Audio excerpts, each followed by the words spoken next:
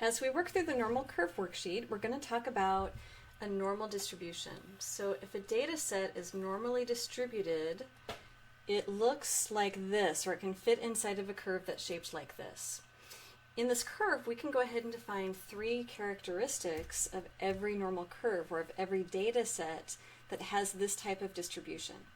So for starters, we have this peak right here. So the peak is going to be that highest frequency, which makes it the mode.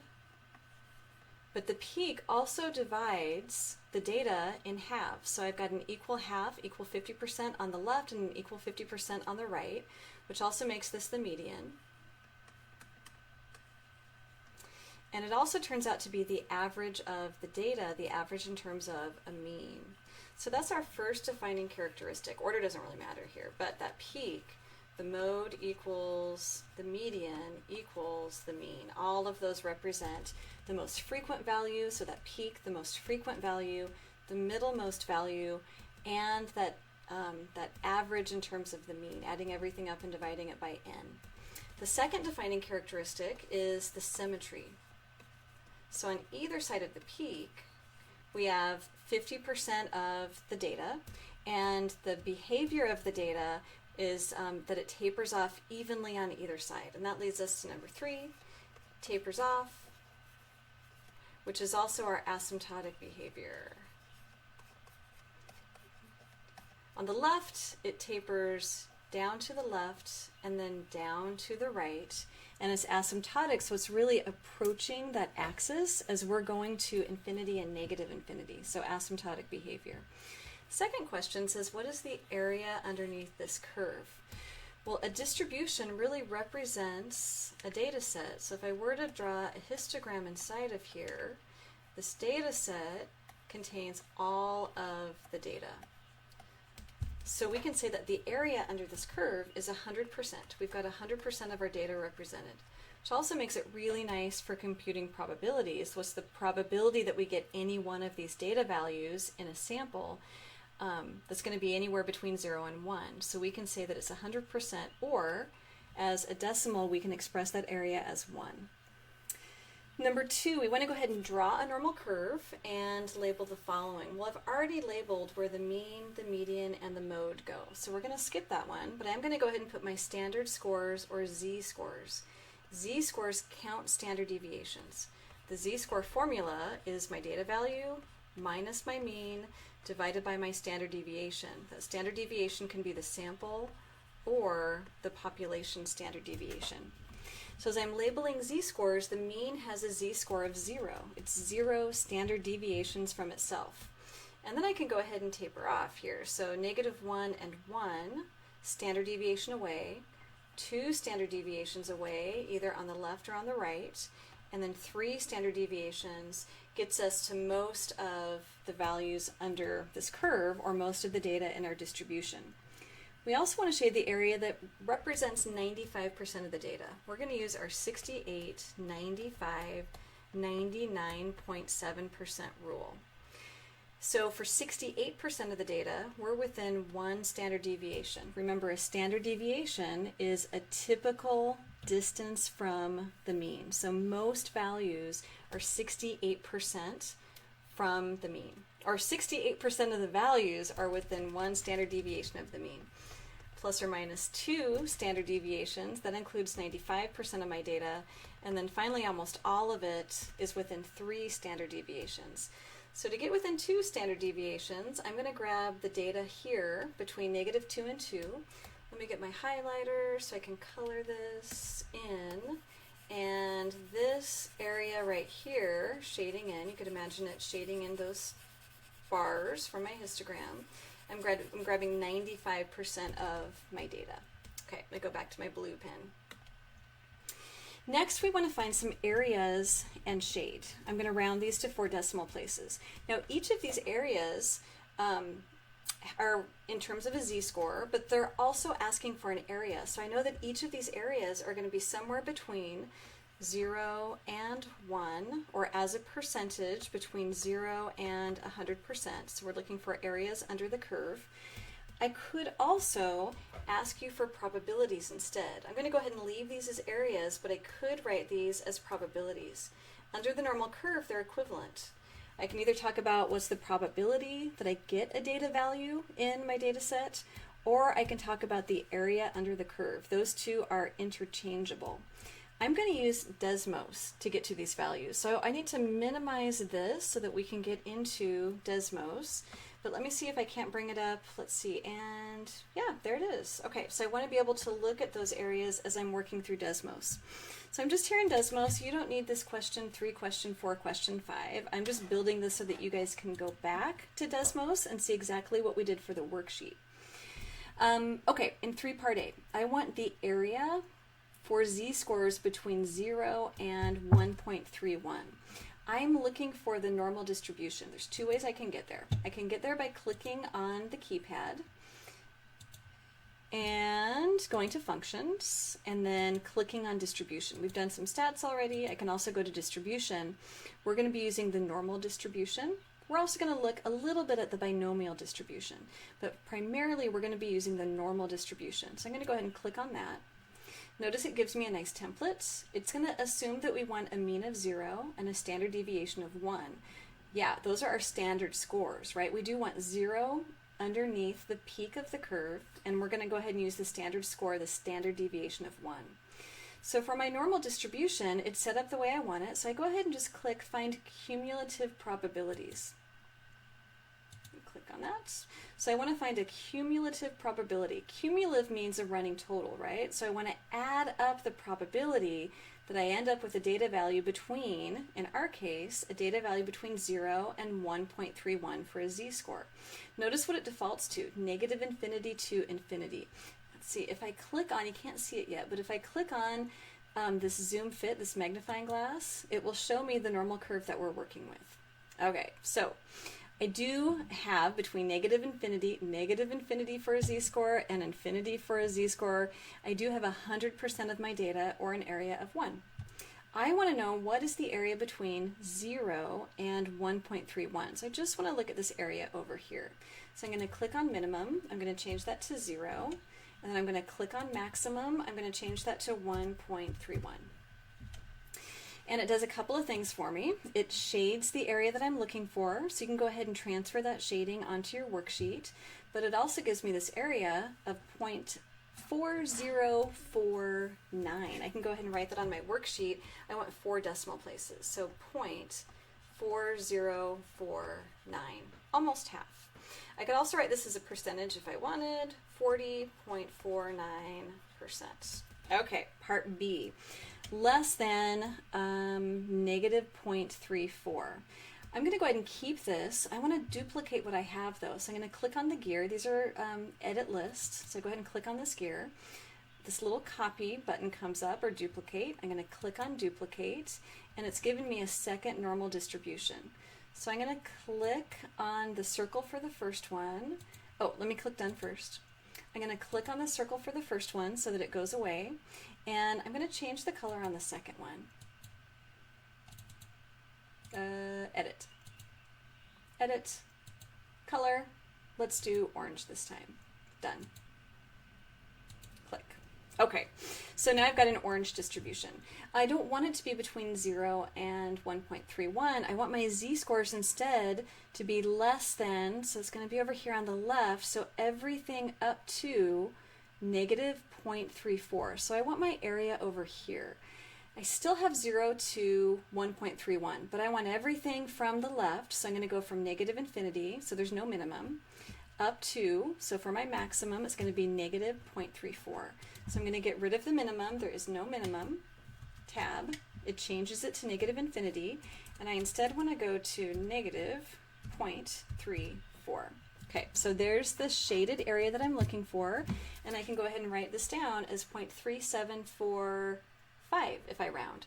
So 0.3745, or 37.45%.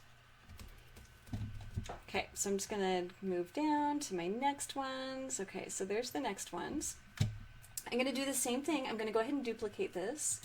So duplicate, or you can type this in again, it doesn't matter. let's hide this guy. Done. Let's hide this guy, and we're going to go ahead and copy over this one. So for for C, I want it to be greater than negative 2.01. Negative 2.01 is here. I want it to be greater than that, so that means there's no maximum. So the minimum Z is negative 0.201, or negative 2.01. Negative 2.01 is my minimum. There's no maximum, so I'm just going to go ahead and clear that maximum value, and it gives me a really big area, which is what I expected. 0.9778 if I round, so 0.9778, or 97.78%. Okay, now to part D. So for this next one, I'm actually going to type the normal distribution in instead of copying it. You're going to remember, it's just normal dist. And as I type it, it's going to go from assuming these are variables to recognizing the function, so it's no longer italicized. I'm going to hit parentheses. It's assuming a mean of 0, a standard deviation of 1, perfect. And I go ahead and click Find the Cumulative Probability. For D, I want a minimum of negative 1.72, negative 1.72, and a maximum of 1.06, 1.06.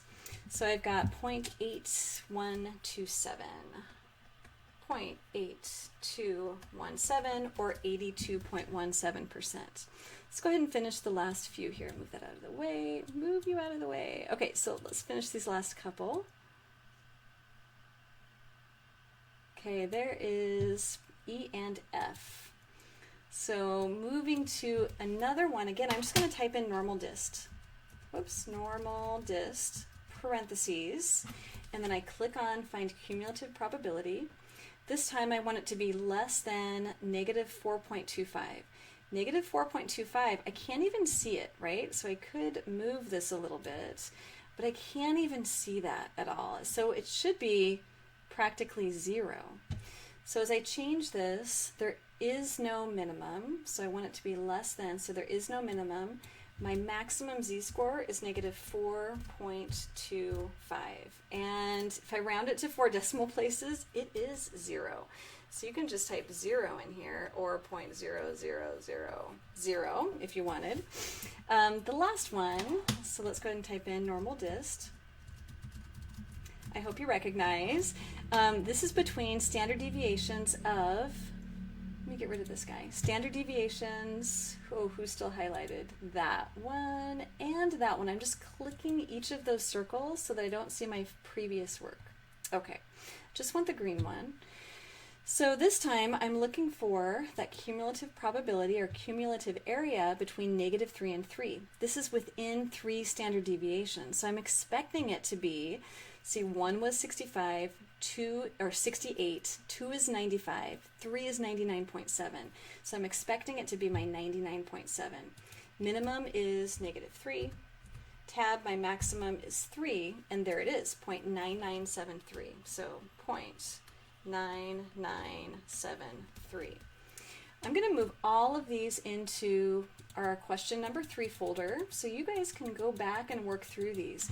As you want to see one, you can go ahead and click it and then unclick that grayed circle so that you don't see it. So let me go ahead and move these into, whoops, I'm just going to move these into my question 3 folder. Okay, so whoops, that guy goes here. There we go. Okay, so question 3, I'll do the same with this one. And I'll just do that with all of those, and then we'll move on to question 4. So in question 4, we're going to look at I have one more? 2 more? So I'll just move these up. Okay, next one. Okay, there we go. And then let's go ahead and just collapse this, and I don't see anything, so that's great. So we're going to work on question number 4 now. And this time I'm going to go ahead and just work within question 4, and they'll all be saved. Okay, so for question 4, we go back to my worksheet, and we'll maximize that. This time we're working with an application. So according to bsnedu.org, so this is a true value off of the, I'm assuming it's true, off the internet, the average salary of a nurse with a bachelor's degree in Washington State is $75,500. We're going to assume a standard deviation of 12,300 and that the salaries are normally distributed. So we have a mean, so X bar of 75,500. We know that's going to live right here under the peak, 75,500. That number now, because it's normally distributed, also represents the median and mode, and we have a sample standard deviation of 12,300. 68% of these nurses make between what and what? This sounds like my 68, 95, 99 rule, 99.7 rule. 68% make within one standard deviation of that mean. So if I do plus 1 standard deviation, that's 75,500 plus 12,300. If I subtract a standard deviation, that's going to be my mean minus 1 standard deviation. Let's go ahead and do the lower value first. So if I do my 75,500 minus 12,300, I get 63,200. 63,200. And if I instead add those two together, I get 87,800.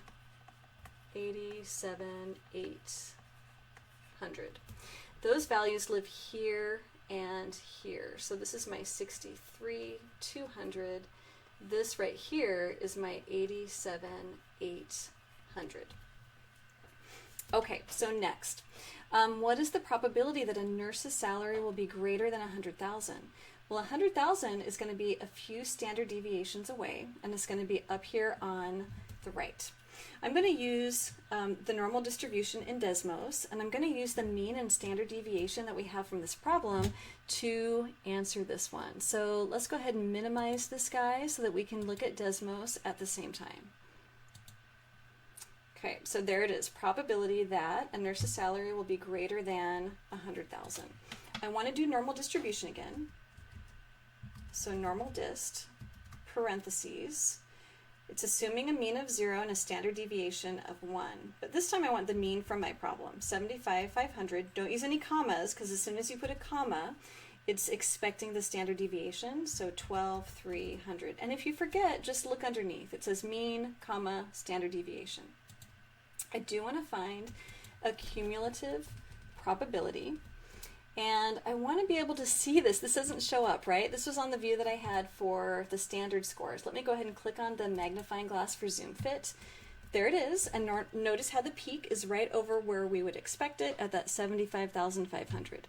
Okay, here's 100,000. So I just want the area of this tail, and that's going to be a minimum of 100,000 with no maximum. So I'm going to change this minimum to 100,000. And perfect, so I can make sure that visually that works, and it does. And it gives me a pretty small probability. So I get a probability of 0.0232 if I round. So it's going to be 0.0232, or whoops, where'd it go? There it is. Or 2.32%. So pretty small probability.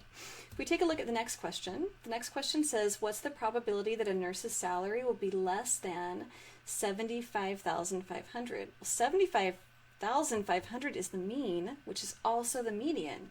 So if I'm looking at less than the median, I'm going to have half of my distribution on the left, or less than. So I know it's going to be 50%. Let's go ahead though and just type this guy in. So this is a really nice time to copy it, because otherwise you're going to be typing in the mean and the standard deviation for each problem. So let's duplicate this guy. So I'm going to duplicate. I'm going to hit done. I'm going to hide the previous one. And I'm going to go ahead and change this next one.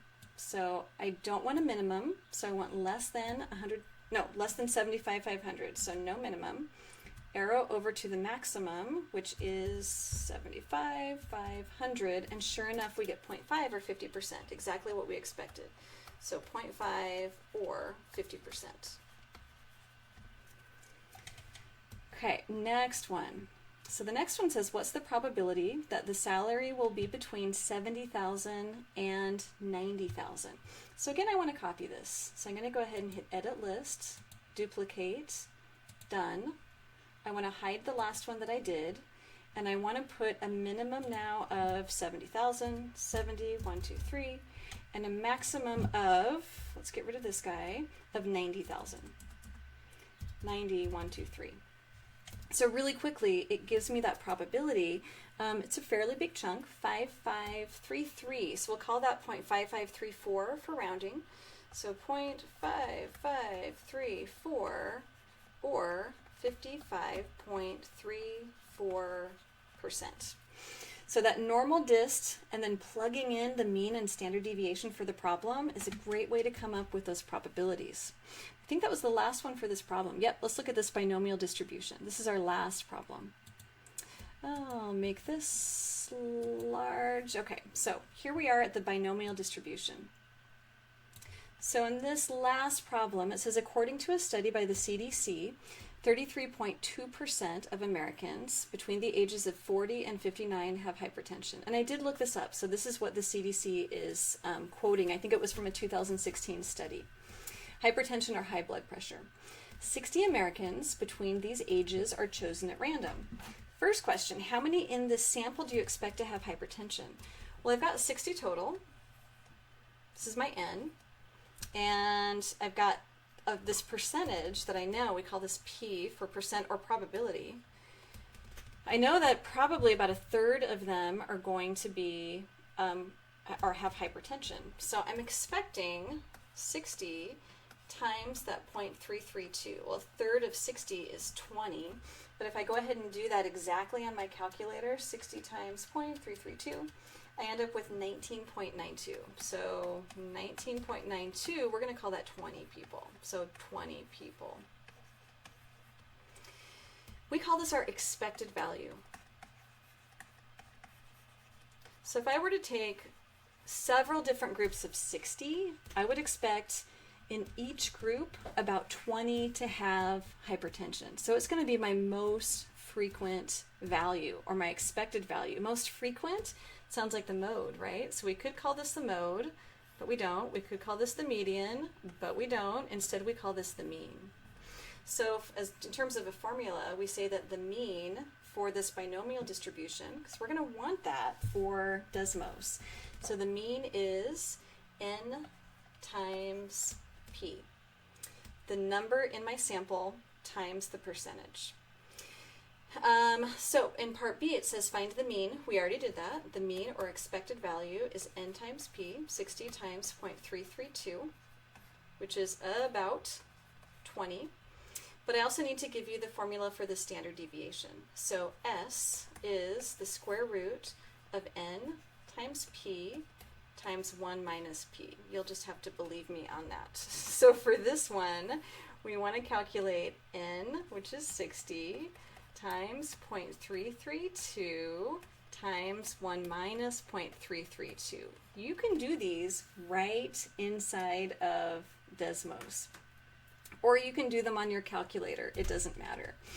Let's see, draw and label the normal curve for this distribution. So I'm going to go ahead and put 19.92 right here in the middle. I know you can do this in Desmos, but since I'm right here, I'm just going to go ahead and do my square root of 60 times 0.332, and then parentheses, exactly like I've got it there, 1 minus 0.332. And I get we're going to call that 3.65. So S is about 3.65. So if I were one standard deviation away, so plus or minus 1 is the same as plus or minus 3.65 people. And I can go ahead and label all of that if I wanted. I'm going to label these in standard scores though instead. My mean has a standard score of 0. Within 1 standard deviation has standard scores of 1 and -1. Within 2 is 2 and -2. And within 3, 3 and -3, and so on. Okay, so there's the first question. The next question says, what is the probability that exactly 20 people have hypertension? I do say that this is also normally distributed. So I'm going to go ahead and put this into a normal curve, and I'm going to ask for that value. I'm going to do the same with a binomial distribution as well. So let me minimize this so we can refer back to these. Click that. Okay, and we are here exactly 20 people. Okay, so let me go ahead and clear what we had for number 4 and close number 4. And I'm going to go ahead and just start adding to number 5 here. Again, this is so you guys can refer to it. You don't need folders and everything. I'm going to do this. This is a binomial distribution. So I'm going to do this with a binomial distribution. I'm going to go ahead and show keypad. I'm going to go into functions. I know it's binomial dist, but if you've forgotten, we've done stats. Remember, I click on distributions, and then I'm going to grab binomial dist. And it tells me exactly what to do. This is the number of trials. The number of trials is n, just the number of people in your sample. So I've got 60. And the success probability, so that would be our p, that's 0.332. So it gives me this distribution. Let me go ahead and hide this. I can go ahead and do another zoom here. Notice how it looks. Isn't that cool? How it looks like a normal curve. So we are going to be able to use the normal curve. I want to go ahead though and find the cumulative probability. I am looking for and see the probability that exactly 20 people have hypertension. Exactly 20 people. That means there is no min or max, it's the same, right? So I want to go from 20 to 20.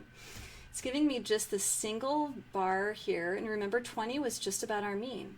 And it gives me a probability of 0.1087. So I'm using 4 decimal places. So 0.1087 or 10.87%. Now this does look normal, right? So I can also use a normal distribution. So let me go ahead and just add another one here. Whoops. There we go. Okay, so let's go ahead and add another value, and I'm going to do normal dist this time. Normal dist. Parentheses. I'm going to put in our mean, which was 19.92, comma, and I'm going to put in our standard deviation was 3.6. Did I do 6.5? 3.65, I think. I want to find the cumulative probability, and I want to find it from 20 to 20. But look what happens. It gives me a probability of 0. Here's the difference, and it's something that's really important to remember, but something that we've done before. In the binomial probability, which our sample of people and hypertension is, there are only a whole number of people. There's only a whole number of people. So I don't actually have 19.92 people, right? I have 20. This is a discrete discrete distribution. So binomial is discrete. I can only have a whole number of people, but in my normal distribution was not made up of a bunch of dots. So if I hide the binomial, it's smooth. If I click on the binomial and hide the normal, it all has dots. So the binomial is discrete, the normal is smooth, so it's continuous. So it's at 20, it's infinitesimally small. It's not going to grab anything. So instead, remember with your frequency distributions, you had to do the 0.5 adjustment.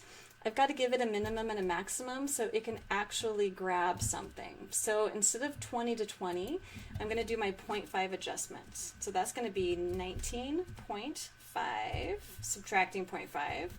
20 plus 0.5 is going to be 20.5.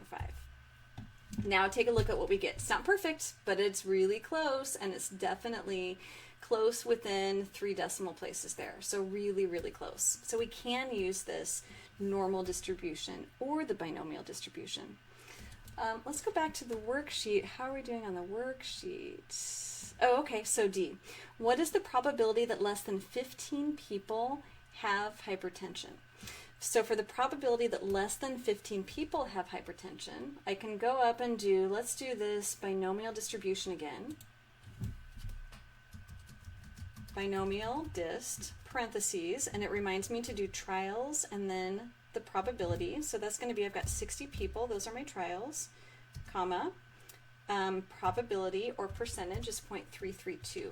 Let's hide this one and hide this one. So now I've just got mine. Notice how it is discrete here. I want to find the cumulative probability. It goes from 0 to 60. Those are all the probabilities. They add up to 1. But I really want just up to, right, less than 15 people. So I don't want to include 15, right? Less than 15 would be up to 14. So I want my maximum here to be 14. And I get 0.6 or 0.0656. I could also do this with the normal probability.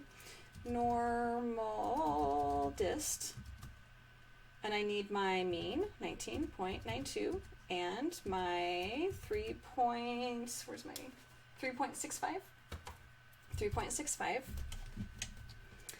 It's nice to see those two overlaid, but let me go ahead and get rid of this one.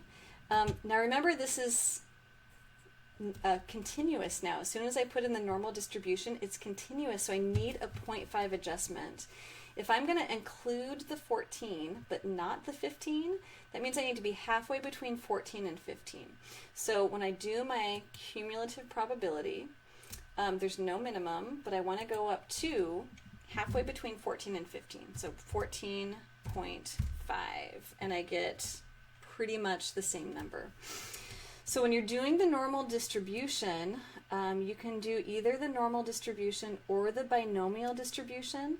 I really wanted to go through this though because we are going to see some hypothesis testing and confidence intervals when we get into the next couple of chapters that deal with percentages and binomial outcomes. A lot of surveys are yes or no. So it's a great place to see this. But do play with Desmos, use that normal distribution. You'll be able to reference all the work that I've done here as well.